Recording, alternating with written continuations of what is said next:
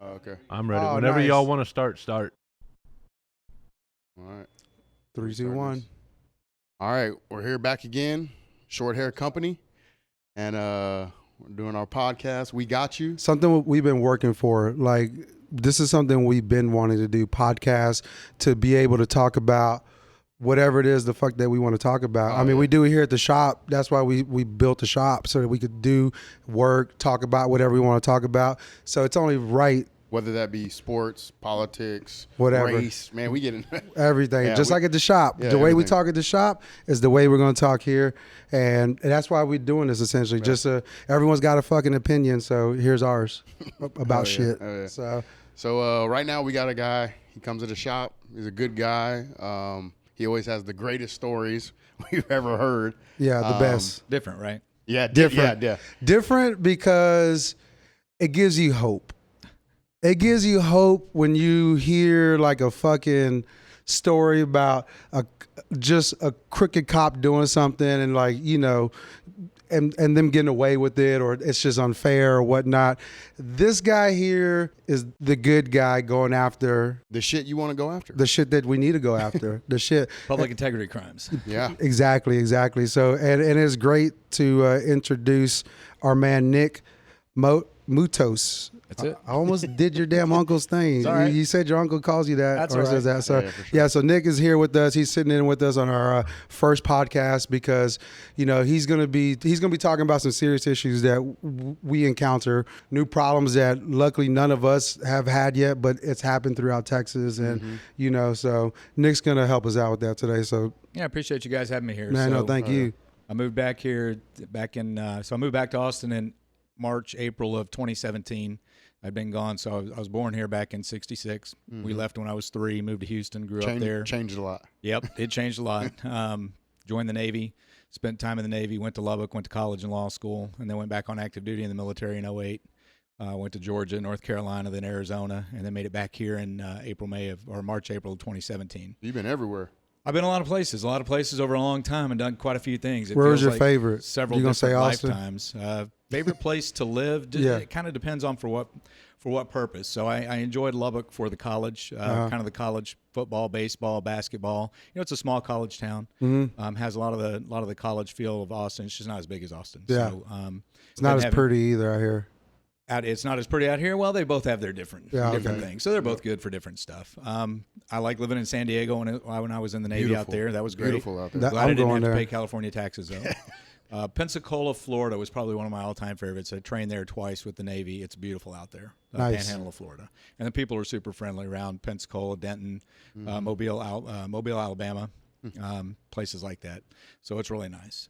Yeah. Well, that's what's up, man. Well, I'm glad you ended up here. I'm glad you ended up coming to Short Hair Code. It's always great. See you come in, man. I mean, I tell Bradley, I said, yo, Nick's coming in. Well, Get ready. I think when I started coming to see you guys, I told you one of the things I like to do anywhere I've lived is to patronize local-owned businesses. Yep. There's nothing against the big chains or box stores or anything else, but if there's a local-owned business, that's where I like to go. Yes, sir. So that's kind of how I found your shop in the first place. It was a locally owned business, and I wanted to patronize it. You know, give it the business, and you know, you cut hair the way I like hair cut, and everything. You know, the shop was always cool. The people were always cool. We try, And then man. when you moved a block away or so, Yep, a couple yep. blocks away, to a new shop, just kept coming here. So it's always fun to come in and see you guys. You know, y'all got a different kind of shop, different vibe in here. Yeah, you've been coming here since we moved over here, which is really cool. Yeah. You know, I mean, we moved over here in July. You know, it's just badass to know that you have the support of people when you move over here. You know, that was a big jump moving from over there. You know what I mean? Super big jump. Yeah. And I mean, you know, as a small business owner, you worry like if people are just even going to make that small fucking commute. Right. And luckily, most of the people have. One of the things that, you know, I always talk about, how you always have these great fucking stories, man.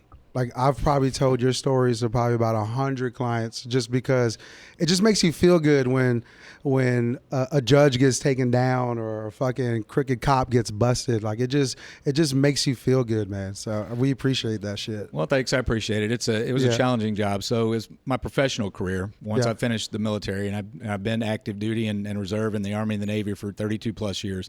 I'll be retiring from the Army for the last time. December 1st of this year is my final day of active duty. duty from the reserves. I'll retire with a total of just under 24 years service. Damn. Yes, sir. 32 plus for pay purposes, but for retirement purposes, just under 24. So I'll be hanging them up for good. But my professional career started as a prosecutor back in Lubbock, Texas, back in 1999. And I prosecuted there for about 6.5 years, did a couple years private practice, then went back on active duty in the military, did trial defense work out at Fort Stewart, where I defended a capital murder death penalty case, U.S. soldier who had been charged with murdering 2 other U.S. soldiers out in Iraq. Man, that's crazy. Then I went to Fort Bragg, North Carolina for 3 years, where I wore a bunch of different hats out there, chief of military justice, operational law, international law, intelligence law, things like that. So you're a badass. Well, I like to think I am, yeah, but I'm still a lawyer. So, it's not like I go out there kicking indoors and killing people like the real warriors. But I definitely support them. Yeah. And they're a lot of good folks. I worked with a lot of the Green Berets and Special Forces guys, really good folks for the most part. But you get to see some of the bad stuff too. There's a lot of bad leadership, just like there is everywhere else. Yep. Didn't they just have like a girl, something like didn't just something just happen on the news with the? No, that was with the Navy SEALs. Oh, you're talking about Chief Gallagher? Mm-hmm. He was a Navy SEAL that was charged with war crimes, and they found out during the course of that trial that he didn't commit those war crimes. Yep. The prosecutors were hiding evidence. They were putting these email trackers in email to the defense team. That's exactly what they were doing. So he was found not guilty of 6 of 7 of the charges. The one charge he was found guilty of, he did take a picture with a corpse, which is against the law. Yeah. He did get a penalty for that. He accepted that responsibility, but that's kind of small potatoes for what they were trying to charge him with. And then right after that, the Navy tried to give all the prosecutors in that case medals, literally. Army Achievement Medals, Army Commendations. That seems to be the military way. I ran into that in the Army as well. There was. Were they trying to push him out, do you think? Or do you think somebody was trying to move But why up? do they reward them being fucking dirty or shady? Because there's some other probably stuff that we don't know. That's a good question, because the Army did it quite a bit too, and I always question that. That was something I didn't like. You reward people for doing improper things. It's like, instead of rewarding the ones that are doing good, let's reward and promote up the ones that are doing bad. So and that's the leadership that I don't like in the military right now. Yeah. I do respect the service. I've been in it 32 years. Yep. But there's a lot. I don't respect everything about it, and there's a lot less that I respect about it now than I did before. And that's another one of the things I'd like to be able to address if I'm able to. If I'm able to be elected to Congress, I'd like to address that. I believe my experience would come in handy for things like that. And I think we need more of that, because right now what you're having is the good guys are being pushed out. Exactly. And when they do blow the whistle on people, they're getting called a liar. Yep. They're getting dirt thrown on their name, and it's not true. And so we really need more guys like that call out that stuff before something crazy happens, because that's what usually happens. You have somebody call it out after the matter, right? Instead of calling it out before that. And that's what you want. You want people calling it out before the stuff happens. As it happens. After. Yeah. As it happens. Fuck before, that. if you do it before and you say it's happening right now, that it holds more weight. Yeah. After you get caught doing something bad, and then you want to call it out, for some people, that's what they do. Right. And that, for me, that doesn't hold weight. Then that a lot of people just look at it as you're just trying to save yourself. That's like the criminal who cries after he's been found guilty. And he's got those big crocodile tears. And you know that he's not crying because he feels bad about what he did. He's crying because he got caught. And you just called him out on it. Yeah, for sure. So his ego got hurt. Damien, before we get too heavy, I'll tell the one story that I told you that about the narcotics task force officer out in Arizona. Okay. So I worked for the Pinal County Attorney's Office out there. It's about halfway between Tucson and Phoenix. So it's a high crime and high traffic, drug traffic and human trafficking area. We had a drug task force out there, and there was a sheriff's deputy that was assigned to it. And the thought was that he was tipping off the cartels to the locations of the sensors that were out in the desert so that they could avoid them. And so they put him under surveillance with FBI surveillance teams and aerial reconnaissance and things like that. For how long, do you know? It was for a few months that they had him under surveillance. Well, he wasn't tipping off the cartels, but what they found out he was doing was when he would stop a vehicle or approach a vehicle, if he was the first one on the scene, he was stealing money and drugs. Damn. And so they set up a bait car and made sure that he was the first one on the scene. And inside the bait car was a lot of cameras. They already had, they knew exactly how much money was in different locations, and so they could account for every bit of it. And they had the serial numbers for all of it. Damn. It's so crazy to throw away your career like that. And he did. That's exactly what he did. They caught him on camera doing all that, and of course he denied. And so this is a cop doing it. And I can tell you one thing: the good cops can't stand the bad cops. Yeah. So if you think you don't like the bad cops, the good cops don't like them either. That's they want to what's know up. how long are you going to throw them away and can you put them under the jail? Get 'em. Because they want you to go after them too. So it's, you hear a lot of the stories about they're going to protect each other. That I really haven't found that to be as true. I would have expected it to, but they don't. They want you to go after them because it smears their name too. Yes, yep. So we were able to get him prison time. Do the good cops know the bad cops are doing that and stay quiet, or do they actually? Because that's been my impression. They might not narc on their friend, but they'll also sit there quiet until they get caught and then go, "Man, I'm really glad you caught that guy."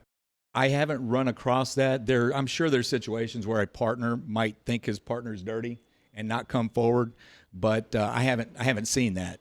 So a lot of them aren't doing this in groups. I think that was prominent back probably in the 70s and 80s. Yep. You heard about it in New York and Yeah, Chicago, some of really the bigger big, yeah. departments. Yeah. I think there was a lot of that.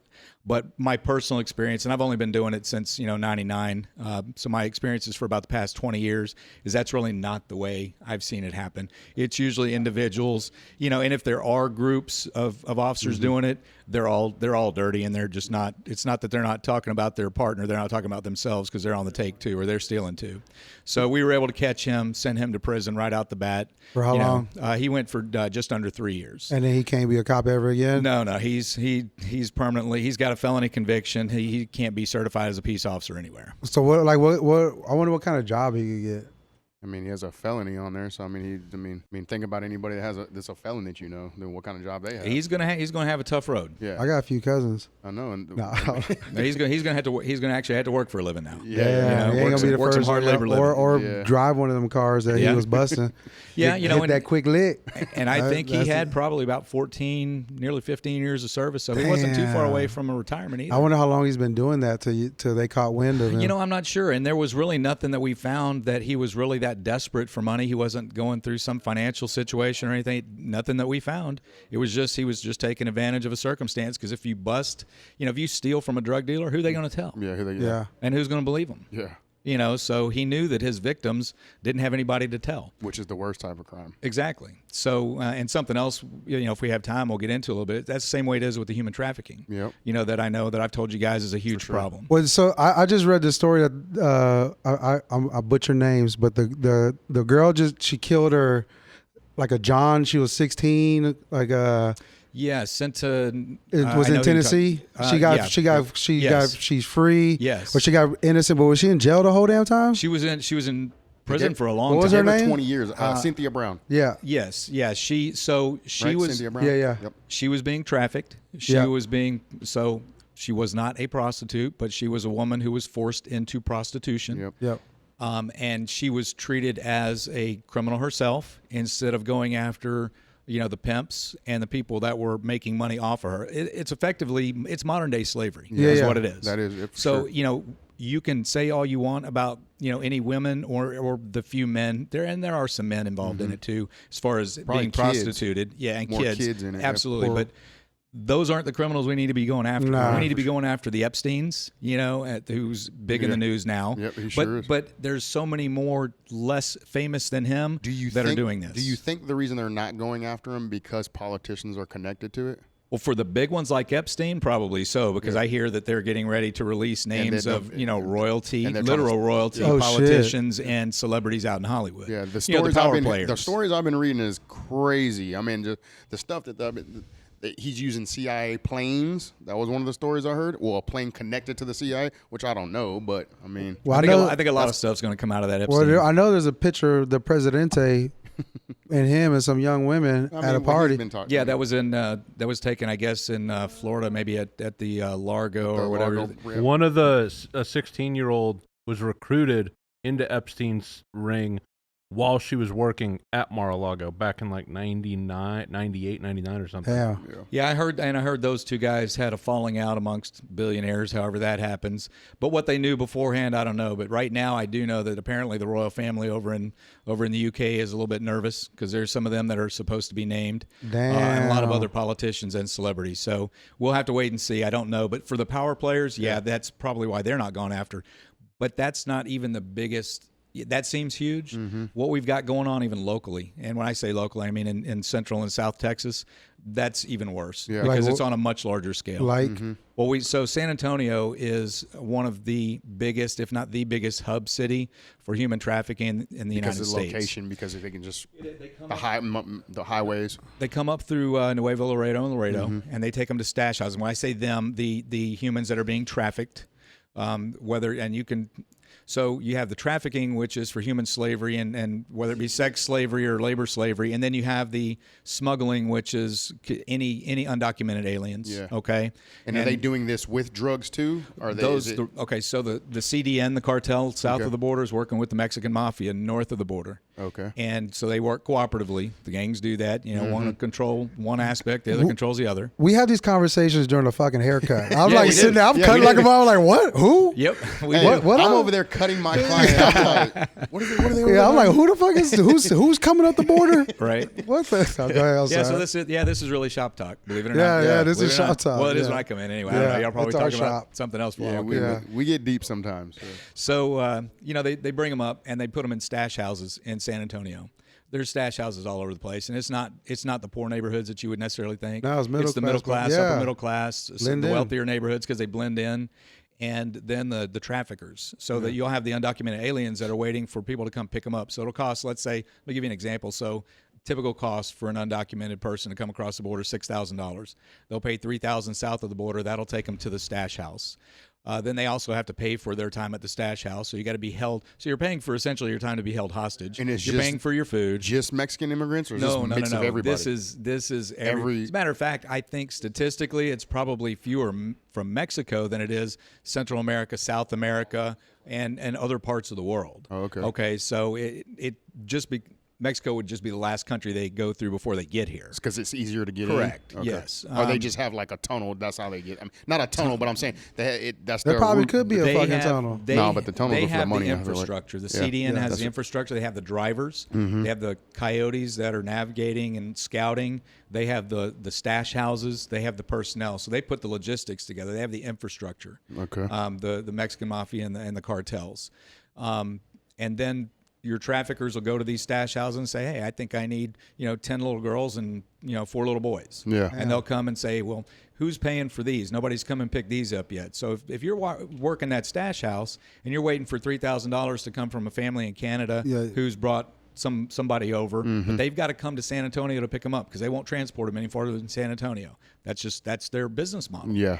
And somebody comes and says, "Hey, I'll give you $10,000 for that little girl." Now, out of that $3,000 that the person's going to come give you as a stash house operator, you get to keep $200 of it. You've got to give, let's say, $2,800 has to go back to the cartel. Yeah. Now you've just been offered $10,000 for that little boy or little girl, and you got to give $30, or $2,800 to the cartel. You just put more in your pocket. Yeah, Who for are you sure. going to sell them to? Yeah. You're going to sell them to the trafficker. For sure.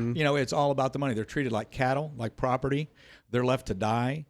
Whatever. If the stash house is raided or they think something's going to happen, they'll leave those people in there to die. Or in that they don't truck. care. Or in that truck. Or they in that don't tanker. care. There was a business, a massage business in Cedar Park by Shooter, right next to Shooters. Yes. What? They got busted probably like a year ago, and they got busted because supposedly they were flushing so many condoms into the plumbing, and it got caught in there. Yep. And that's how they got in trouble. That's how they got caught. And so right next to Shooters. Shooters like the pool hall. Yeah, I've right been next to it. I mean, it that's is exactly modern day slavery. Yeah. And it is. It may even be. I hate to. It may even be worse because some people would say slavery. there was no slavery- records of it. Slavery in the days Yeah. when it was open trade, Yeah. they weren't having to hide it. Yeah. So what was happening was kind of out in the open. Mm-hmm. Because it's all hidden now. Because that's definitely slavery to me. It's not looked at the same because we say it's with race, but It don't matter, it's still but- if you're doing a job Yeah. and not getting paid for it and you're forcibly doing it, You're then that's forcibly getting slavery. raped. Right, and who Yeah. are these people? Who are these young people or people? Who are they going to complain to? They can't complain to For the sure. cops. They're here illegally. They can't complain to their captors because they don't care. Mm-hmm. They can't. And their families or whoever was going to pick them up. What are they going to say? I was supposed to pick up some illegal immigrants here, and they're not here anymore. You Yeah. can't go to the police. You with can't that. go to the police. They're Yeah. And they know that. They are completely helpless. Yeah. Damn. So and another thing, we see all the children that are being kept at the detention centers. Those apparently, now there are some, and I don't know the specific numbers, that are being separated from their legitimate families. And so was that happening? From what I've been reading is that wasn't the difference between now and when Obama was in there. Just the differences. This is, I mean, some of the stuff I've been reading. People weren't dying down there, or were they dying? They were. Okay. As a matter of fact, the numbers of deaths at the detention centers each year for the past 10 years have been going down. Okay. So it's just not. It's just not talked about. It's not Exactly. politicized. Correct. As a matter of fact, there was more deportations. Oh yeah, during with the 8 years of Obama, for sure, and I'm not than saying, any other president in history. And I'm not. And a lot of people don't know that. And I'm not knocking Obama either, because if he's deporting them and they were legal deportations, then he was following the law. I'm not sure. saying he wasn't following the law. I mean, if it's the law, it's the law. But yeah, it just, how does it get reported, and what's the agenda of the people reporting it? Now, but they weren't separating them though, right? They weren't doing. They were separating them, but and then not they stopped, but not the same. Yes. Because there was a big thing in Taylor. They had a correctional facility out there where they were getting split up. They were getting split up, and so there was a big thing about it. People were going crazy out there about it, and so they stopped doing it, and all of them came back together. And then a lot of them got deported back to Mexico or Guatemala. But one of the issues that they run into is the south of the border. A lot of the poor families, and I'm not blaming them. They're doing what they think they can do to survive. So I'm not going to make a judgment on them. Okay. Society is really victimizing a lot of these folks. Yeah. But they will take these poor families and they'll offer them they'll say, hey, I'm going to pay you $500 because I need your child, your 2-year-old, to carry across the border because it's going to make me look more legit. They are doing that. Now, what was happening to a lot of them, they were being abandoned by the adult. And then, they're abandoned. You abandon a 2-year-old, what's going to happen to that 2-year-old? Mm-hmm. And so you might think, okay, is separating them at the border and putting them in not good conditions, is that safer for them than abandonment? Yes. Is it a good look? Absolutely not. And I would like. I mean, I feel like it's going to come back and haunt us. I mean, this is how we build. I mean, what's coming back to haunt us is the fact that we haven't properly secured the border, which would protect those children as well, because we got to protect the children. We got to protect the people being trafficked so that they aren't treated like property and cattle. Yeah. It's not about, in my opinion, this is just Nick talking, all right? It's not about trying to protect our labor force and our jobs, because you could have somebody come in and say the statistics say they're taking X number of jobs from people who want those jobs. That may be so, but honestly, I think that portion has been going on for decades. California and Texas with all the agriculture, there have been migrants coming across the border for years doing that, and it certainly did not seem to hurt the U.S. economy. No, not at all. What I'm personally more concerned about are the humanitarian issues. I'm also concerned about the national security issues. I used to sit with the weekly secret and top secret briefings at Special Operations Command, knowing how many terrorists are infiltrating through the southern borders, and that is a concern. But really, let's look at it from a humanitarian perspective. Well, there's enough to be worried about. Let me put it that way, without getting myself into trouble. So it's like, is it as simple as a wall?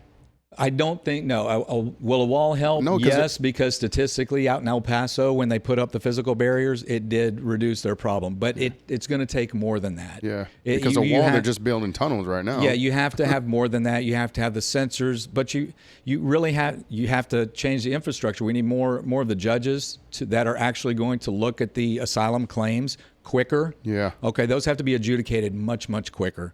All right, but if you have several 100,000 crossing the border, yearly, and even more than that. I forgot what the numbers were already this year, but they're enormous. Yeah, it's crazy. That doesn't matter. So you got to slow that. You got to stop the bleeding, adjudicate them much more quickly, and you address it that way.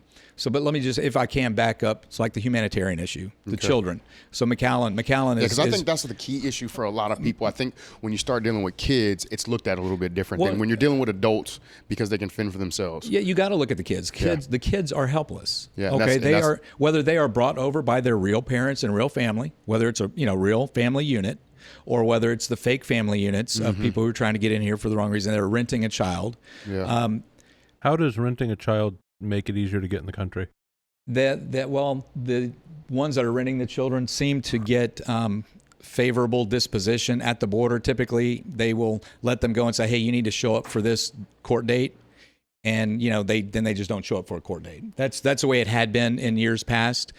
And they were just letting them into the country, exactly. right? They were just letting them in Because of asylum laws. and saying, yeah, come back. You know, we don't want to split the family up, so you come back for your detention hearing to adjudicate your asylum claim later. And that's where you had a lot of the abandoned children and things like that.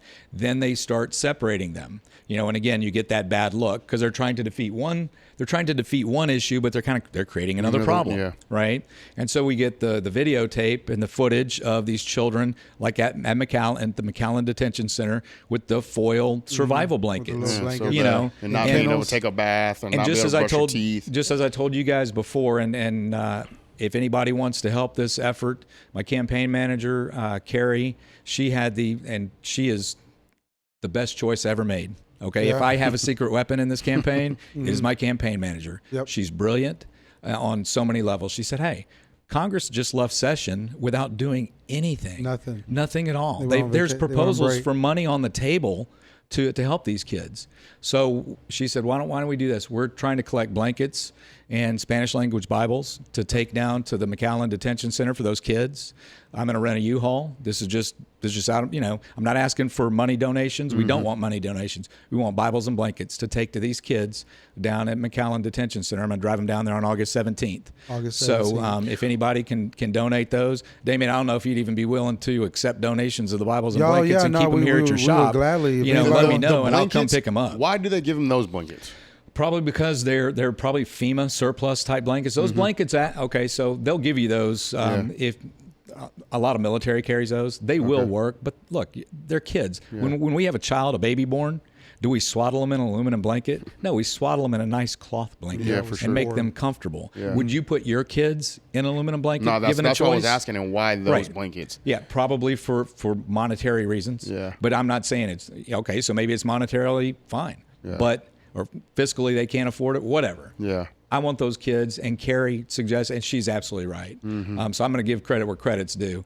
That's a great idea. We need to do that. That's something we as a community, we as Texans, this is not just District 35, but because it looks bad on all of us. Yeah, it does. and we'll gladly take them. We're even going to donate. You keep mentioning a campaign manager. Why do you have a campaign manager? Well, I'm smart enough to know that I can't do this myself. Okay, you can legally. You can. The only thing you need legally is a treasurer by name, which I do have. But a campaign manager for advice, for coordination, and somebody who's going to check you and make sure that you're doing what you're supposed to be doing. She and I know each other very well. She is absolutely not bashful about telling me that what are you thinking? What are you doing? She will call me out. Yeah. That's what you want. And I need that. I need somebody to keep me honest, and she will. She's not bashful about it. And you're running for you're going to run for District 35, right? Yes, sir. District 35 House Representatives, and right now there's a gentleman by the name of, I believe, Henry Gonzalez in San Antonio. He's a recently retired Navy sailor. I don't know whether he's an officer or enlisted at this point. I just saw the announcement last week before I left town. He's running, so I would be running against him in the Republican primary, and then Lloyd Doggett is the Democrat incumbent who's been in. He's been there for a long time. He's been there for a long time. He's been in politics pretty much since he graduated from UT and UT Law back in the early 70s. But he's been in the House, one district or another, I think, since the early 2002. And so when you run and you win, you're going to change our blue dot to a red C. We used to be a blue dot and a red C. I don't think that would be the case because I don't. While a lot of my positions would probably align with the general conservative opinions, I know they don't all align, and I'm not worried about aligning myself. My opinions are my opinions. My beliefs are my beliefs. You're willing to work with the other side. Absolutely. So there's that's the problem for me. It's Everyone's nobody wants to work. Yeah, it's like you have far left and you have far right, and then we're just stuck in most of the people are just stuck in the middle. And we need to bring this back to the party on the left and the party on the right. We're going too crazy. It needs to come back to the middle so we can start talking again. Because right now nothing is happening. It's just a stalemate. Just like you said, they're leaving money on the table to help kids down there at the border. Because each side feels like they can use it for political purposes against the other party right now. Yeah, of course. Hey, Nick, I got a question. Yeah. What's it like running in one of the most gerrymandered districts in the country? That's because 2012, the federal government It was the Texas legislature gets to set the boundaries. So it's the Texas legislature that does it. It was challenged at the Supreme Court level. Yep. Supreme Court upheld the gerrymandering. So each session they can gerrymander the districts. And you're right, it is one of the most gerrymandered districts. Because it stretches from like East Austin down to like down 35 to San Antonio. Half of San Antonio. It does. I will tell you the answer to that question about halfway through, because this is I've never run for anything. This, I believe, is I've felt this way for a long time, not necessarily that I need to run for Congress, but I felt like I needed to do more in my life than I was being able to do, and helping people is what I want to do. You know, because I've been able to help people as a prosecutor. I've been able to help the public, working with the public integrity, white-collar prosecutions for the Attorney General's office. This is an opportunity for me to help people on a broader scale. And it's where I am in my life. It's what I want to do. I've experienced a lot of things, so I want to expand that. And a lot of the, Brad, a lot of the topics I want to cover are not partisan issues. Yeah. I have a very big part of my platform are women's issues. As a matter of fact, they're domestic violence, sexual assault, and the human trafficking, including the military, who I know is horrible at taking care of female service members who have been abused viciously by their male service member husbands. And the husbands are protected by the commands. The women are essentially non-entities, and they are treated horribly. And I'm not going to say names because I do want to protect the women who have spoken to me and my campaign manager, but I know they're out there, and some of them are going to be invited, if they'd like, to speak at campaign events, because I think it needs to come out. But that doesn't mean that's not the only people. I mean, women everywhere. I mean, Austin in this district. Austin had some backlash for that because of the rape cases. They did, and the DA right now is having to face her own reelection, and that as well. And San Antonio, 28 murders that were related to domestic assaults last year, highest in their history from what I'm hearing and what I'm seeing. That's far too many. It sounds like it seems like every fucking weekend there's shots fired here now. People dying, coming up dead, being discovered, bodies, shots. Oh man. So, shots next to the police station. I mean, those issues, those kind of issues, Brett, those are not partisan issues. Yeah. If I talk to, I can't imagine speaking to any Democrat congressman in the state of Texas or anywhere else in the country who would be unwilling to say we need to protect the women who are being victimized by these men. And I know it sounds like I'm generalizing. Statistically, it is the men who are victimizing the women. There are so few male victims. I know there's a few. Yeah, there's a few. For those few, doesn't mean I don't want to help them. What is a male victim like a girl throw him down, rip his fucking clothes off? I mean, well, in Austin, it could be a guy on a guy. One of those is the woman. I envision the woman raping the guy. That's what I envision. And that ain't gonna happen though. It's like how? And it's not even so much the sexual assaults. It's look at the domestics. I've seen, like, I had a friend who got his ass whooped by his girlfriend.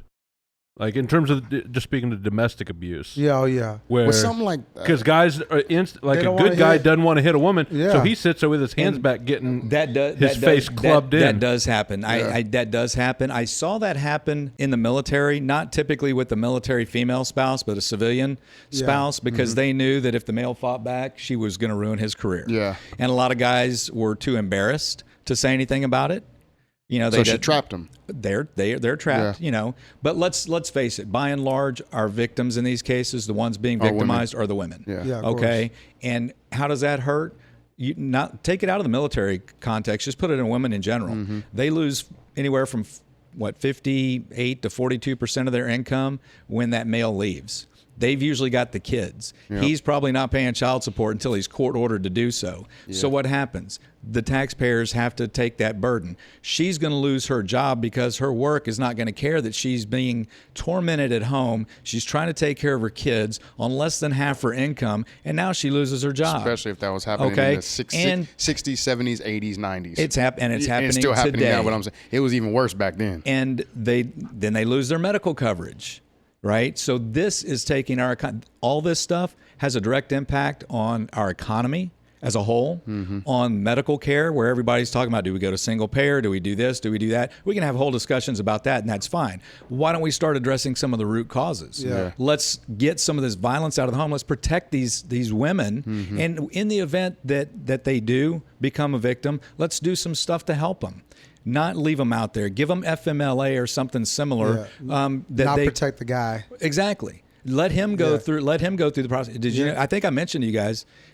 So the women that are going through this, they're already being terrorized, and then their spouse will take them to family court to seek custody of the kids that they don't really want anyway, but they know that's another way they can terrorize that woman. Yeah, they are continuing to victimize them, and our courts are letting it happen. And they're not going to the batter's intervention, which by the way is a joke.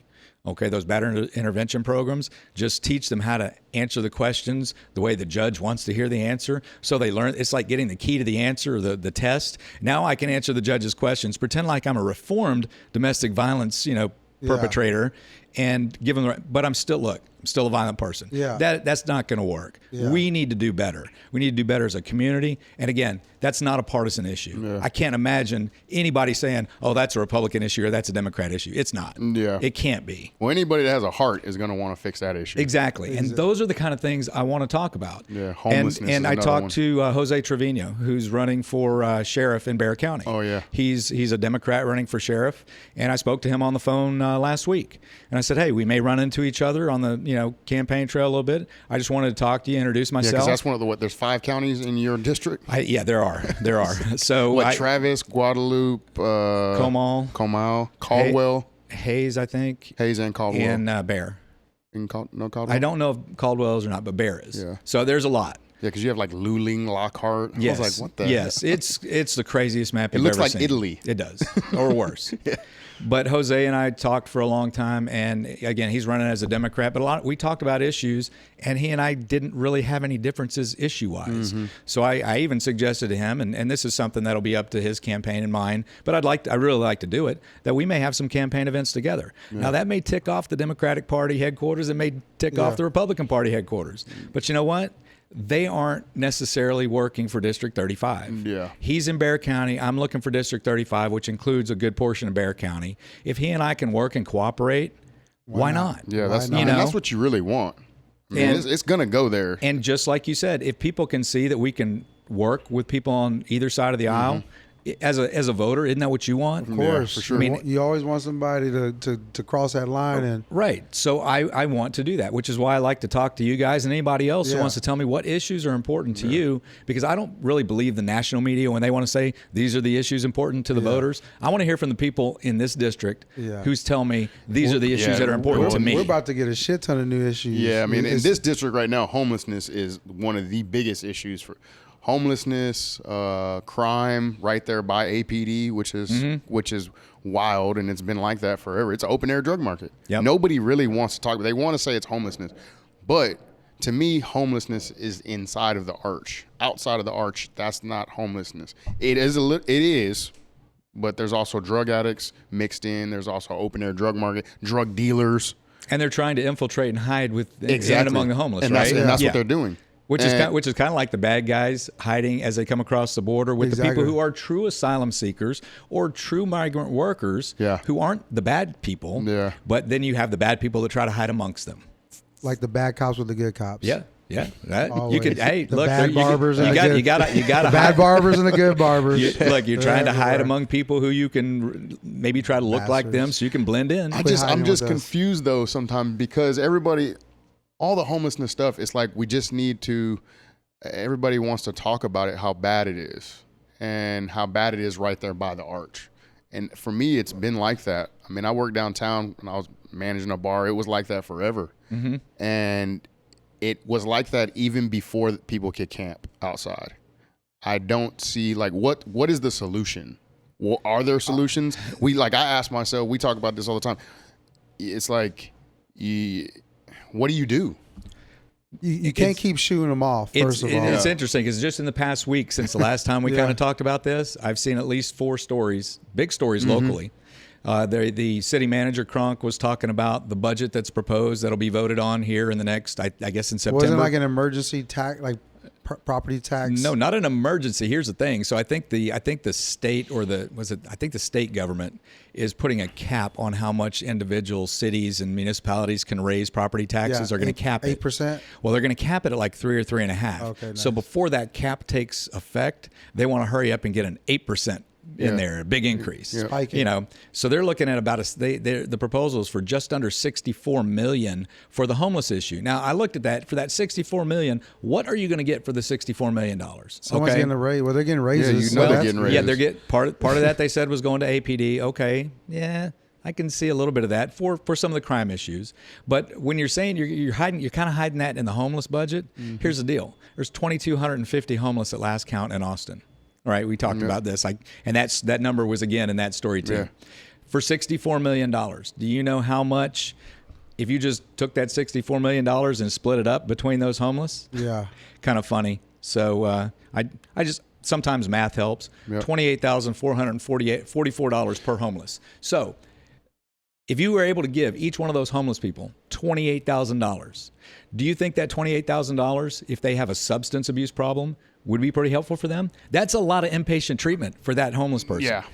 What about somebody with a mental health issue? $28,000? That's pretty good, right? Yeah. What about the person who has just lost their job and they're only 2 weeks out on the street? They're dragging around the belongings from their house, from their apartment. You know, they're really not that far off, and they're really close to being able to be back in a home and productive. Yeah. What about the one that wants 4 locos? Once for local, well, But see, you know, not everybody can be helped. I did a little bit of research. Okay, so I pulled up homelessness resources. Okay. The listings for housing, there was over 3,000 listings on one website that I found. 3,000. Now, most of them you can't be on drugs. It's inpatient. Some of them are supervised. Right. But there was other ones where churches were taking people in. Right. And But you can't. Once again, you can't be on drugs, and you can't be on something. We talked about that a little bit last time too. And there's a lot of resources out there for people that it seem like they want to take the. It seems like there's No, the help is there. They just can't cross that first minimum requirement. Which But is, are you going to make them? What Because that's you- what it seems like. Where it's like you can't make people do something they don't want to do, and that's the hard part. I do understand, because when I was a baby prosecutor, I worked juvenile drug court because I thought trying to give extra opportunities. I did not want youthful offenders to be thrown in jail and have lengthy criminal records because of relatively minor drug offenses. Second chances. I wanted them to have more chances. Now I'm not as tolerant for adult offenders, but I definitely was for the youthful offenders. And I've worked with adult offenders. Yeah. And I do know for those who have substance problems, even the ones that want help, they have relapses. It happens. It's normal. If you've ever studied this stuff, it is normal. Your relapses typically are fewer and farther between the farther you go along, but they have to want it themselves first. But you have to identify them. And yeah, it's going to be hard to get. You can't say, look, you got to be completely clean before we're going to give you help. No, you got to meet them where they are. I think, though, we already do. I mean, look, when I worked down there, people used to get arrested during South by. They would arrest everybody. You'd be like, where's all the bums? Where's all the crackheads? They're all gone. Right, because they got to get them out of the way so the cameras don't see them and the tourists don't see them. So during that time, why isn't somebody coming, a third party, and then find out which ones are drug dealers, which ones are just bums, which ones actually need help and want to take help. Right. And it's like, we're not doing that. We're just throwing everybody in jail, and then it's like, that's all we're doing. And then we're releasing them in 2 weeks. Why wouldn't we take that 2 week period, or whenever we pick them up? Because I know they get arrested. Because, I mean, you can see them. There's some guys, you see them in the Busted magazine every week. So you know they're getting arrested, but what are they doing while they get arrested? And you know another problem with that when they get arrested? Every time they get arrested, it makes it harder. I don't care whether it's a minimal misdemeanor rap sheet. It's going to make it harder for them to get gainful employment later. Yeah. Okay, so it's one thing. If they pull them off the streets, back in the old days, I say the old days, maybe the 40s, 50s, 60s, when you get the local town drunks and they put them in the drunk tank for the night, or maybe they just 2 put nights. them in there. They wouldn't even arrest them. Exactly. They can do stuff like that. They can do the identification just like you're suggesting. So out of these 2,250, are all of them going to be able to be helped? No. I mean, that's just a fact of life. Some are going to refuse it. Some are just never going to, it's not going to take with them. Yeah. But it doesn't mean you don't try. It doesn't mean you don't identify the ones who are in the various categories. That just the three of us sat down and were able to identify the big categories, the ones who've lost their jobs and really just need a little bit of help so that they can, get a stable homeless, job. Then you have mental health issues. Yep. You have substance issues. and then you have just people that just want to live on the street. Like there's like this, they want to buck the system. I feel like there is actually people out there that are like, I'm not going to work at a job, and that's just how they are. They don't want anybody to tell them what to do. They might not even be on drugs. They just don't want anybody to tell them what to do. And that, you know what? But if we could limit it, that changes the dynamic of the problem, and it becomes much less of a problem. Because there are crimes in some of these camps. I mean, there's crimes in a lot of these camps. As a matter of fact, and we talk about the police, and again, I don't want to bag on the police because I work with the Rangers, I work with the FBI, I work with all the federal and local agencies. Their hands are tied, though, because that comes from the top. They are good people. Yeah. But I think it was a California police officer who was supposedly helping a young 16-year-old homeless girl, but he was coercing her for sex. Yeah. They are vulnerable to everybody. Yeah. You know, whether it's police or other homeless. Mm-hmm. You know what? They are completely vulnerable because who do they go to for help? Yeah. They can't. They don't. They're scared. They don't know. We need to do the outreach. Yeah. What I tell you, there's 800 plus churches in Austin, 2,250 homeless. If each one of those churches just took in 3 homeless. But they can't meet that first requirement, which is not being on drugs. Yeah. And I think that's where a lot of it comes from.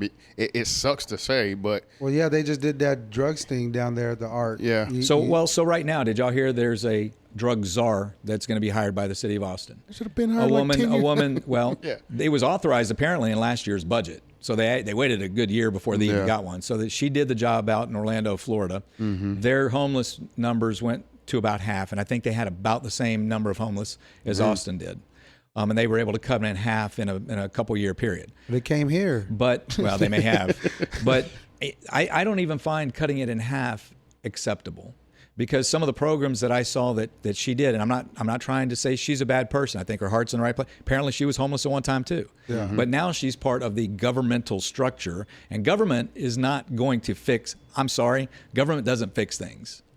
They really don't. If you rely on the government to run health care, look, the VA, the Veterans Administration hospitals. Yeah. I'm about to be a veteran. Yeah. I'm not going to go to that. I'm going to my hospital of choice. Yeah, okay. Care. Is the best postal service in the country run by United States Postal Service? No, it's probably UPS and DHL and it's a shame, FedEx. Well, but Medicare, I would much rather be on than private insurance. And for some people, that may be true. But other people, like if you're a union employee, and these unions have really got the Cadillac plans, do you want to be told you have to give that up and now become Medicare, Medicaid? I feel like we should all make sacrifices for the betterment of the whole country, though. We can agree to disagree on that one. Because I just don't believe that government runs a program because they have no competition. They control the whole thing. Yeah. So one of the programs she had was to encourage properties to crowdfund to get homeless moved into a place, $2,500, and then they were paying incentives to the property owners and managers if they were still living there 6 months later. Well, I was just looking at that. Was one of the resources in Austin that they do. Well, it's again, a fund that they do. So if you're going to crowdfund, now here's the thing: we're going to crowdfund. We're about to pass, and I think it'll pass in Austin. You can't do that and do crowdfunding. I think it's going to pass in Austin. Yeah. The $64 million to take care of the homeless problem, and then they're going to ask us to crowdfund more. I would rather take that 64 mil, split it up between the 2,250, and say, here's your $2,800 or $28,000. Let's see what we can do for you. I mean, that makes more sense to me. I know that's extreme, but look, when we're spending millions of dollars to throw at a problem and we're not addressing the root causes, that is not gonna fix it. We're definitely not addressing the root causes. Not gonna fix I've been saying this. Me and Chris talked about it before. The root causes of most of this for me. And you know what's going to fix those? Community. Yeah. Community. People like me, but it also has to take Damien. It also has to take the person actually wanting to stop doing it. Yes, they do. I mean, you're right. They have to want to stop, but they have to give them another option. We have to go to them, and that's a shame. So I told you, I said, I think, what can government do? Government's not going to fix a problem. Engage the churches. Engage the community. You be the facilitator and engage. And because a lot of folks are going to sit back and say, well, I'd like to do something, but nobody's really asking. Yeah, well, no one's going to open up their doors to a stranger. Correct. That's what I'm saying. The resources, you go and you type that in, you'll find tons of resources. Yeah, you go volunteer. They know the resources, though. They're there underneath the truck underneath the highway to get soups, or they know for where to sure. go get food in South Austin at the food banks. I'm talking about the community if they want to help. The community, if the community took it upon themselves, and it just simple things like, and both of y'all said, and y'all may know the people that do it. I know there's some barbers hair. that go out Yep. and cut hair periodically to help. They go to them Yeah. because they, Well, that's they just want to help them. Yeah, and the guy- some of them, that may be the only haircut they can get before they go for a job interview. That's exactly what this and- girl that we know, her name is Cookie. She does that with her Right. friend, and that's what she was saying. She said most of the people, they just need a haircut before they go get a job, and you wouldn't really think about, like, I never really thought about it, but yeah, that's what they need. Yeah. I mean that's really big. It's a small thing, but it's really, really big for somebody. And another proposal that I heard a couple of years ago, there was a commission put together that included homeless. They wanted like a locker facility to be able to keep their belongings so that they could go for job interviews without And not having get all their stolen, their personal belongings stolen. That was never done. It was sounded like a reasonable proposal. Let's try something. This is coming from the people on the streets that say this is what would help us. Didn't get done. And so the Salvation Army has a shelter, 212 beds. There's supposed to be a South Austin facility that's going to open. It's not going to be a walk-up. It's going to be one that you have to apply for. But they're getting ready. The city's getting ready to pay $8.6 million for that. Bannister. And then they're going to do improvements, and it's only going to be 100 beds. So between those two facilities, 312 beds. And there's that's one- really 100 not going down at the Arch. That's not That's going to make 400 Yeah, is. that's not going to make a dent in the 2,250. And they're only going to take you if you're not on drugs, Correct. if you're not doing something crazy. Correct. It's mostly just families they're Bradley, taking. and I don't want to sound like I'm beating a dead horse. Yeah. But when I go to churches, and I was raised Greek Orthodox, but I like a lot of the big churches that I've gone to in San Antonio and once here in Austin. There's definitely a difference. There's the churches who want you to come in, and they want Christians to walk in their door. But then there's the churches. There's a very big one in San Antonio called Community Bible Church, CBC. They say, Christians, you're welcome, but we want the broken. If you're broken, we want you because you're the ones that we need to help. Yeah. And they Those want to take you as you are. Those are churches. Yes. Those are the ones And- that you want, like Correct. Those are the churches that are like. But is you're the choir good? Yeah, as actually it really is. Yeah, It's that's very what's good. up. It's Yeah, really good all praise right, and all worship. right. They're good. They're very good. Yeah, all right No, then. they're rocking. They're rocking. doing it. They got a So- little step yeah. right there. That's the community involvement aspect. Yeah. Get out there and get them where they are. Don't say you have to be perfectly clean and off drugs and off alcohol or whatever your ailment is, or your mental health has to be completely under control. We need to go out there and get them where they are and get them the help. And for those that refuse, you know what? You go ahead and keep asking them. Keep asking them. Keep asking them. Keep offering. Don't just ask it one time and offer it one time and they say no and you leave. Yeah. You got to engage them multiple times. Yeah, for sure. When they were talking about the homeless is it seems like it's gonna be a cat and mouse game, like chasing drugs. Like it's just gonna be Well, like rents this. are going up.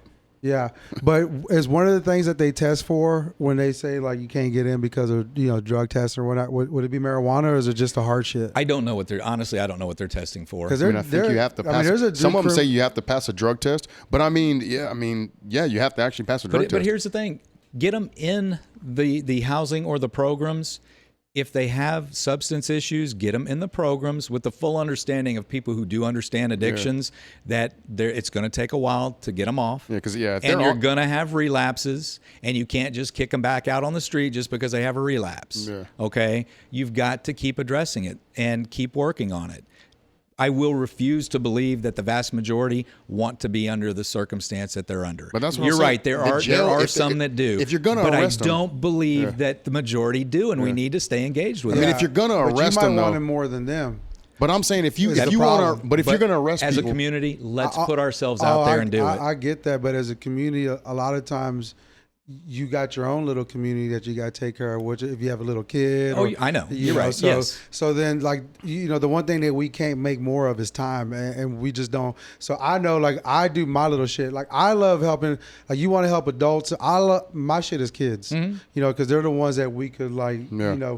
We They're don't the have to future. raise them so fucked up. Yeah, you don't have to hate that kid or that kid because of their skin tone. Right. You know what I mean? So I just feel like you want to help the people more than they want to help themselves. And that does happen, but You still gotta try. But we as a community can make our community better by doing it, because you're going to have people like you that want to help Your heart is in a certain place. Yeah. Bradley, your heart may be in a similar place, but a little bit different. Yep. My heart might be in a little bit different place. But then the group of us, and then the group of the bigger community. Guess what? All those hearts in all those different places, Yep. we're It's probably gonna touch somebody. we're probably going to cover a big part of it. Yeah. Yeah. And I just I see Austin, I see San Antonio. I've lived all over the country, East Coast, West Coast, along the South. I've been in over 50 countries during my time in the military.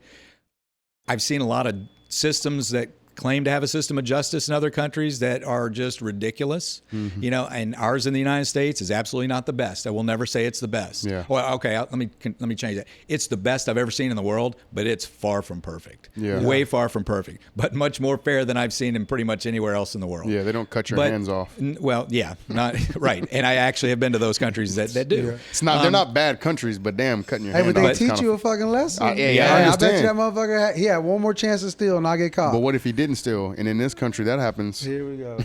Every time we run across people like this, we need to, people like this, anybody who's having problems. Yeah. And I'm not, and it can be, they can be any race, any religion, any background. It doesn't matter. One of the problems that we're starting to encounter is this wave of not knowing what to do with marijuana charges in this great state of Texas of ours.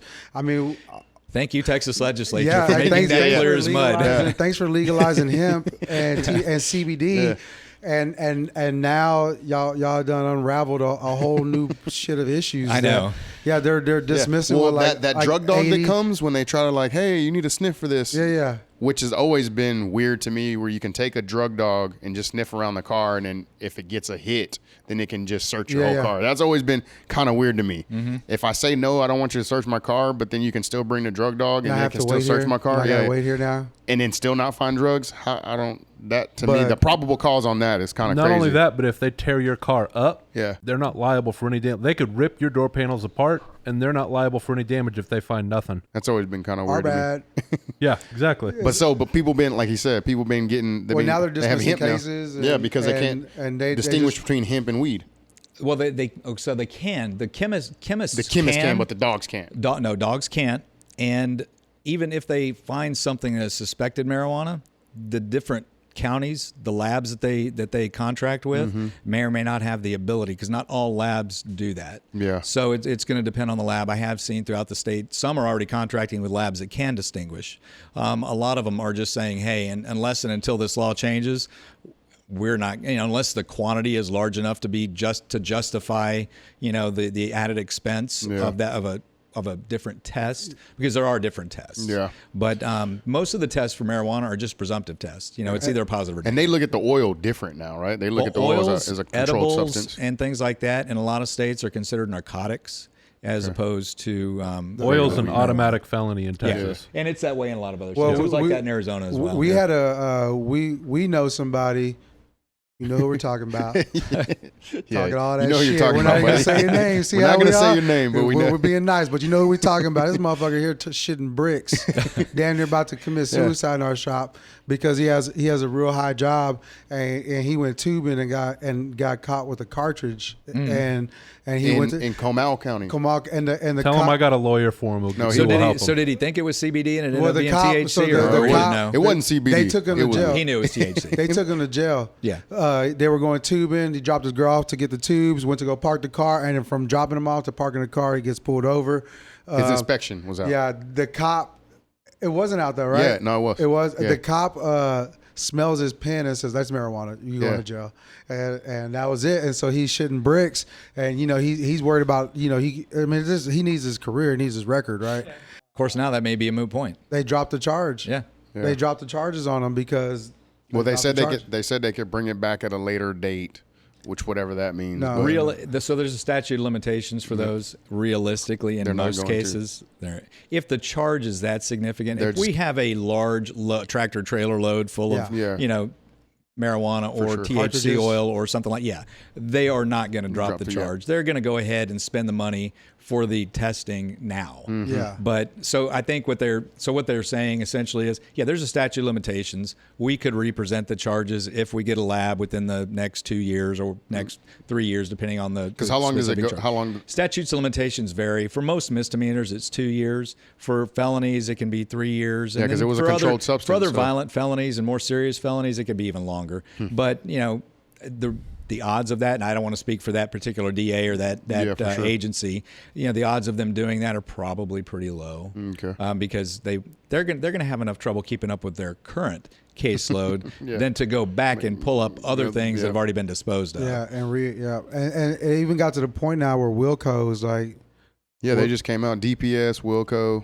Because Wilco and Hayes they're right there. so are they doing like a catch and release type deal? They're just confiscating and then get the fuck on? I've been kind of watching to see what they're going to do too, because I'm not sure. And since even though I deal with state law at the AG's office, and I don't want to go too much into that but most of the stuff that my section deals with are usually major violent crimes, human trafficking crimes, election fraud crimes, and public integrity and white collar crimes. There are times when we do some drug charges, but they're usually associated with other crimes or public officials, and they're usually the narcotics, the heroines, meth, crack, powder cocaine, other things, the opioids and other things. I watch Live PD.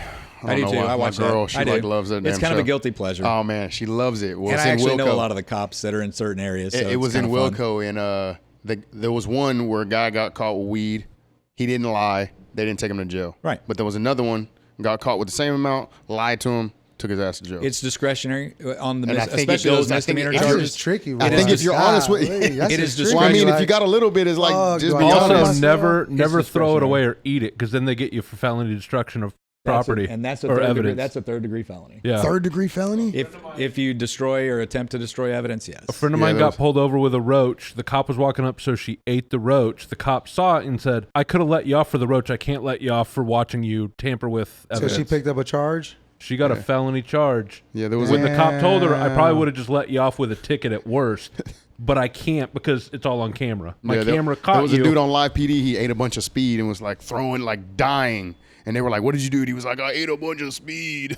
And then he went to it. jail because he told. I mean, he told him so. That's true. A lot of agencies, if you've got a small personal use Yeah. amount, especially I'm not usually talking about the heroin or the meth or any of the harder drugs, but of the marijuanas, they're not inclined to. They don't want to arrest you. I mean, they'll cite you. You'll get Yeah, a for ticket. sure, yeah. You go to court. You deal with it. And that's a whole lot easier than dealing with a booking and a bonding and a release. And if you don't have anybody with you that you can release your car to, now your car's impounded. It's a whole lot different than a damn decade ago. Yeah. Shit. I mean, it's crazy. There's people in jail right now like, what? Yeah. What the fuck am I still doing here? Well, they're trying to let him out, but Yeah, we talked about that too. And for the nonviolent crimes with the low recidivism rates, not a problem. We don't need to be clogging our system up. I'd rather them clog. But I'd rather the violent criminals. So I've been the reading big stuff about the dealers. prison reform. Though they've been saying they're about to get let out that are some violent criminals. I know. I've seen some of the There's some recidivism backlash, rates. yeah. Yes, they are not It's being not very just careful. Exactly. It's not just the drug people You're getting right. let out. No, you're they're right. saying some people that's killed people are Yes. getting let out. Yes, That's some bullshit. and right so there. at the same time, I don't want to be. I want to reserve restraint of liberty, locking people up Yeah. for the people that need it, because there are some people I think need to be thrown under the Oh, yeah, prison. for That's me. Like you the know, dude from El Paso that shot those people. those people. Yes. They need to send him to Mexico. Straight up. Yeah, Like, go ahead. nobody wants to go to Mexico ahead jail. go ahead and Since extradite him. Yeah, you want to be racist and start shooting people up that you don't even know. You're not a citizen here. You get to go to Mexico. We'll trade. Send So We'll take some. We'll send. send him over there to send a message. So let's talk about that for just a little Yeah. bit, because it's recent. You had the guy in Dayton, Ohio, too. They're- And I'm not sure exactly what his They're issue terrorists. was. They Radical they're- Muslims? So you got domestic terrorists, but you have hate crimes. Okay, there's no room for that. And I know both sides again, Republican and Democrat, are politicizing the issue. Yeah. They're making it a gun control issue. Okay. It's not a gun control. It's not, because I left when I was in California on my mini It vacation. is. I left all my guns in my apartment loaded, including an AK-47 with loaded 30-round magazines, and not one of them left my apartment and killed anybody while I was gone. Yeah. They were all still exactly where I left them, and they hadn't hurt anybody while I was gone. It's not the gun. And like this guy, They this should guy make in El it harder Paso. though. It should be. It can't be easier to get it at a gun show than it is academy. No, Why aren't those two things the same? How'd they you create are that? correct. How'd they You're create correct. that though? How they create? I have no the idea. NRA Like, how- passes law. We pay people to pass laws for I just us don't get in that, our though. favor. How the fuck- same reason pharmaceutical companies can make a bunch of money off of us. But It how the just fuck goes can the same you go way. to the store and A store or a gun show? A store. Yeah. And you gotta do a background check, right? Yeah, if yeah. you go to like Yeah, to which is- Academy, yeah, that's how I got all mine, yeah. Cabela's, Was at a store. wherever they sell guns. Right. But that same guy that could not pass that application part at the store could go to a gun show and buy a gun. It's the lobby. Ain't that some So bullshit? you got it's you got also the, the you got the same. lobbyists and the money. I get and, that and part. I do disagree with the disparity. So let's even take that out. Okay, so should we get rid of that disparity? I think we should. All right, Should we yeah. It's still- enforce the laws that we have? Yes. What else did we miss though? There's still people. This guy. He went and got it legally. He did get it, but what else did he do? He was on the internet talking to people. I already know. And telling them what What he was going to gonna do, yeah. and people were supporting him. Did he tell like his aunt or his He grandma? told or him. mom? People are you're, calling him you're out. thinking about the kid from Lubbock whose grandmother actually turned him into the police. Yeah. And that's what grandma's smart. Yeah, grandma's She's like, new. he's got problems. Yeah. He was released out of the military for suicidal tendencies. told his mom not to fuck and, that and guy. grandma turned him in. Probably saved his life and who knows how many other people's lives. Okay. To me, But there saying were ban people- AK-47, There were but people people that do- knew, Bradley. There were yeah. people that knew this kid was bad news that never said word. a word. The same thing for that other kid in Florida. Yes. That You kid look back. You look back at virtually Well, every they one say of these Dylan mass murders. Dylan Roof too. Yeah. You look back at all these mass murders over the years. Any of them, just Yep. pick one. Yeah. People knew things and didn't say anything. Yeah. They don't want to get Bastards. involved. They don't want to do this. They don't want to do that. Yeah. Community again. And I'm going to harp on it because I think it's big. People in the communities can't bury their head in the sand. People on both sides of the political parties cannot continue to just point fingers and blame at each other. Yeah. They need to work together to get the communities. And how do you do that? You show that you can work together. I'm not saying you're going to sing Kumbaya and hold hands Yeah. all the time. They're gonna have things that they're going to argue about. But right now they're arguing just for the sake of arguing. And that is disgusting. And that's not helping anybody. That's the art of war. Well- Divide and conquer. Yeah. Okay, yeah. I'm just saying. No, That is the evil dividing Of course. everybody and conquering the rest of us. But that's what this damn country is But Damien, some people. there are good people in the Oh, country. of course. You're What good. the Bradley's fuck? good. I mean, Of look. course, we're all here. All the people that come into your shop, and we talked about this too. Of course. Think of all the people that come in here that look so different. We're the No, yeah. community. We don't look like each other. Yeah, for And sure. it doesn't keep us from hanging out and talking and I mean, having you a good came to time watch with each boxing other. with us. Right. Yeah, after You know? hours. Yeah. in his free time. That was pretty awesome. That was we great have boxing. we have a good time. We got an LSU But, game too, but but If we can do that, just hanging out here Yeah. in South Austin, why can't other people talk about it? We don't, I doubt very seriously our politics, if we sat and aligned everything, would not be in complete alignment. Yeah. There are probably a lot of things we disagree about. But guess But what? There's a that's lot what of things we makes- do agree yeah. about. and we focus let's on work that. on those Exactly. things, and we can work on the other stuff together. we should sing Yeah. Kumbaya. But you want everybody to be different. That's what makes this country great. You want it to be different, but you also want people to live together. Yeah. And that's what it seems like a lot of times we want to harp on being so different that we don't find anything alike. Right.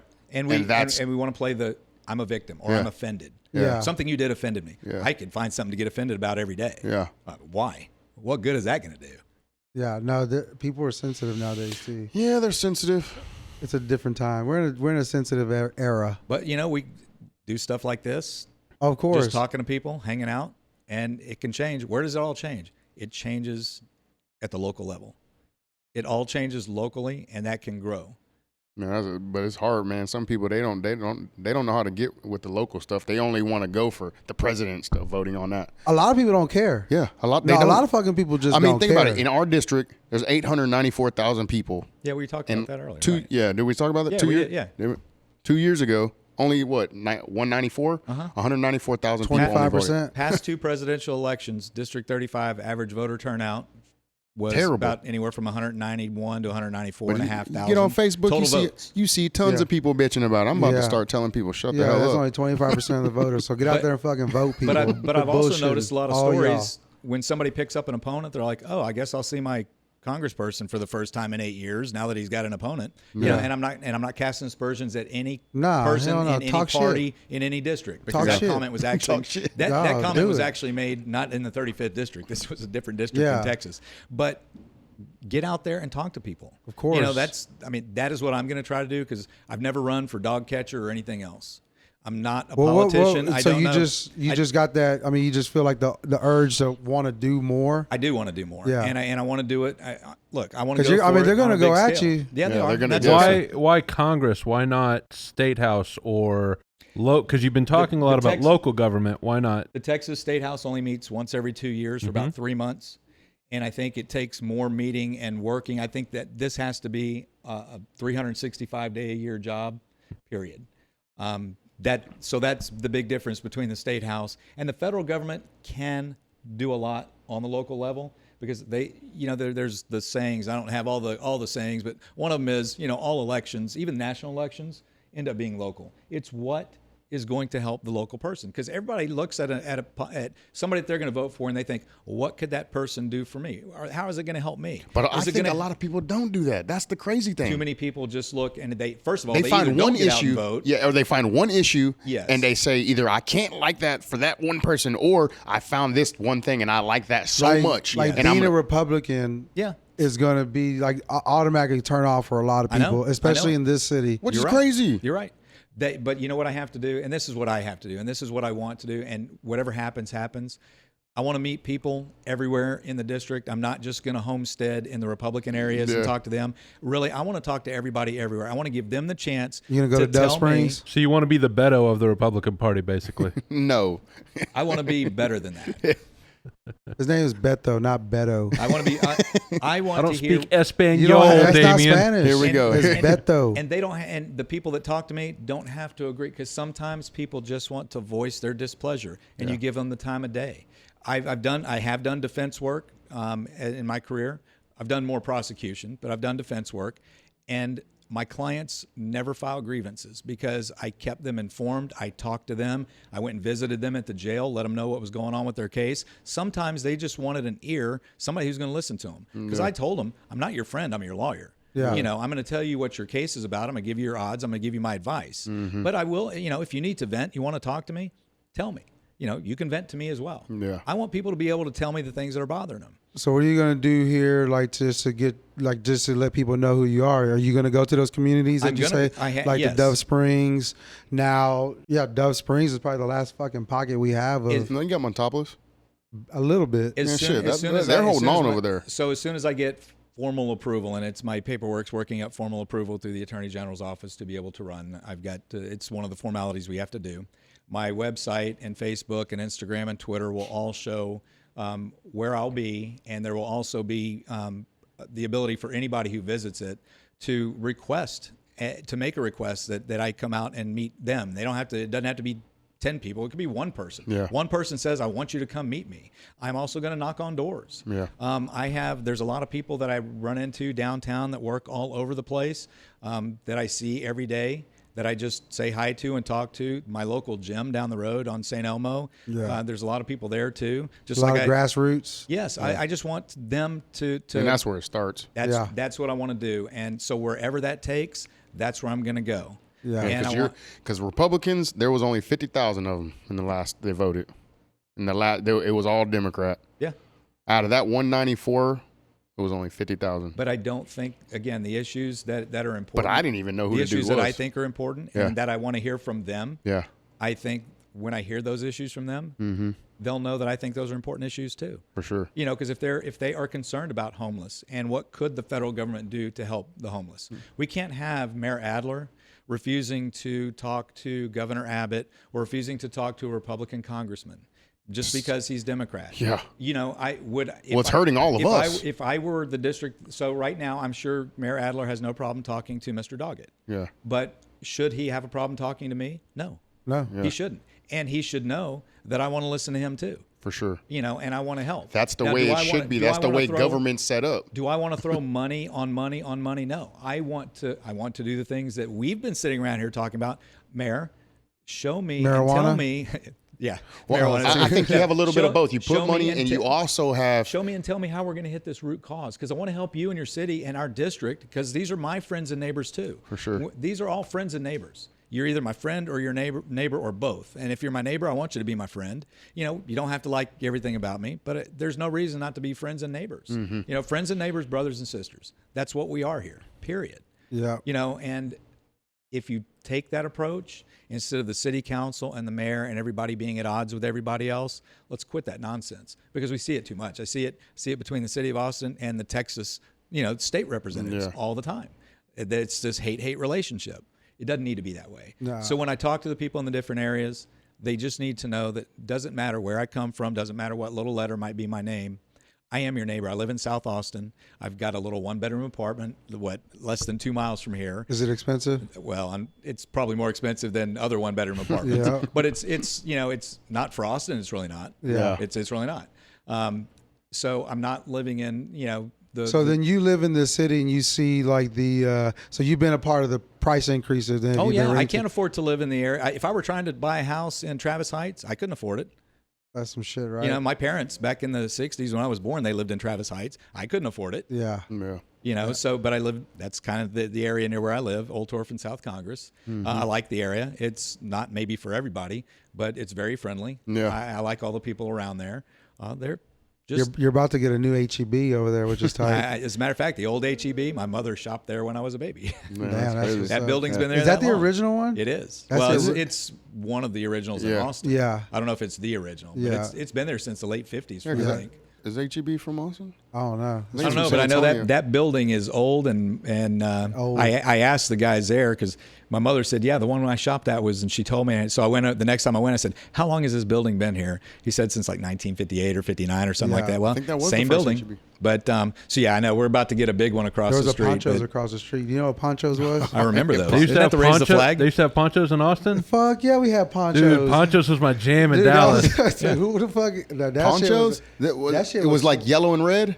It was an all-you-can-eat Tex-Mex restaurant. Yeah, and you I raise know a little we're- flag when you you want the raise sopa it- Dude, pitas their with the chili with the honey, rellenos yeah. were the jam. No, dude, as an adult, if you ate that Oh, shit it's now, garbage. Because yeah, well, where do they have ponchos now? they're out. They're There's out. one in Shreveport that Oh, I no, know they of. still have them There somewhere. used to be one? one in Dallas, like Fort Worth. There's one on the highway. There was one in That's where I Plano seen and ponchos. one I yeah, was there's like, one. 'Cause I I remember know one time I was it's- driving up to Fort Worth and I was like, "There's a fucking Ponchos out here! Like, what the fuck?" And yeah, there's the Ponchos. But anyway, the good old Ponchos. What's up? So if anybody, you know, whoever hears this podcast, Yeah, and it's I just hope- gonna be and us I, and I- five. and I hope it's well, you know, I think it's gonna take off. People are gonna Yeah. share it. They're gonna be like, "Whoa, what is this? Yeah, no, no. something, Yeah. something different and weird." Yeah, right. We'll see. Because And we're going as- to have a lot of different and- people. and That's as the- they we do. aim low. Hey, we I'm talking about like to have a for lot net of different shots. people. Like, man, we've had a couple people, but I mean, the more we go on, we just want to have everything. Like the I mean- like the way you talk about is the way our podcast is going to be. Next time we have a Somebody guy with coming CBD in. oils Yeah, and- we're going to be talking CBDs. We got somebody who's going to be doing. He does sound for a whole bunch of fucking musicians out there. We got a guy. He's local. He got an award from the NAACP. He's going to talk about all the black issues in Austin. So I mean, see- it's you're going to hear everything. Yeah, Good. we're going to go everywhere. well, I want all those people that are Yeah. listening for all the various reasons. Yeah. Reach out and say, "Hey, I want to talk to you about whatever." That'd be Well, great. when you And get your Instagram there- page up and all that good stuff, we'll. And I do want to not plug myself. If I can plug a couple of the other things, Go the ahead. A21.org, Christine Kane, they're doing a walk to abolish modern day slavery. She is worldwide for human trafficking. There's going to be a walk in Austin. There's a walk in San Antonio. So whether you're in either part of District 35 or anywhere else in the country, Yep. look that up, make donations, make the walk, join a team. When's that going down? It's in October, I believe, around the middle of October. And if you go to the A21.org website, you can look for the different cities because they're all over the place. If you happen to be in San Antonio, look for Team Victory. That's the team that my campaign manager set up. She has a very big belief and support in the human trafficking, anti-human trafficking as well.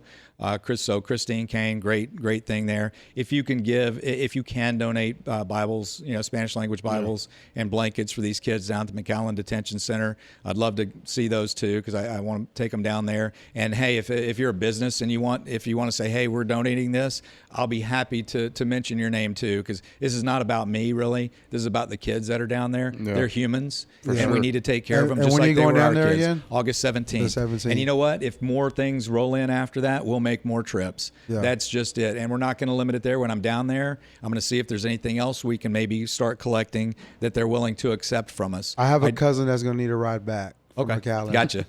All right. Gotcha. I'm just saying, he's going to be going. I was supposed to go. Save me a fucking Dude, weekend. Damien, he's a damn fool.